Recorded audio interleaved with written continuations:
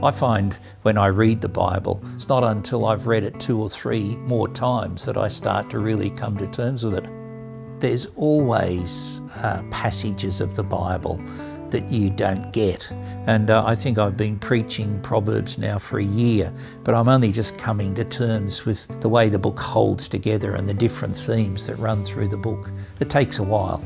You hold the tension that the Bible gives you. And I need to see that the Bible is telling me, the Bible's best interpreter is itself. And so never get used to the fact that we can open the Bible and we can read it in our heart language and realise that this is the word that God's Spirit has breathed out, and that His Spirit has also carefully protected through the ages.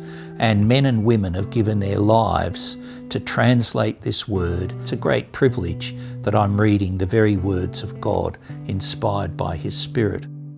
I can remember a time when I was in my first parish. It was in a country town, and I was having funny symptoms, and I went to my local GP and he told me that there was a real possibility that I had multiple sclerosis.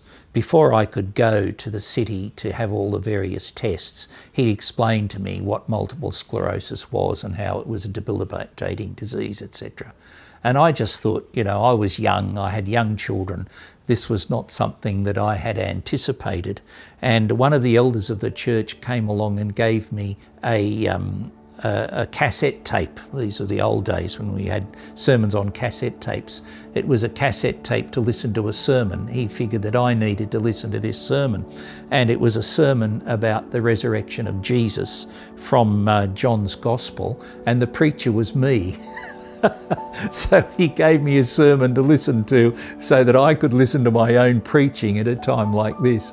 And that was a great encouragement to me, just to go back and listen to my own certainty pre the diagnosis of what I truly believed. And of course I was greatly encouraged by that. Now it turned out after the tests they found that it wasn't multiple sclerosis at all. It was actually migraine headaches. And that was a great encouragement for me, to have people around me who say, hey, you preach this, now here, believe it. And that takes you back to the Bible.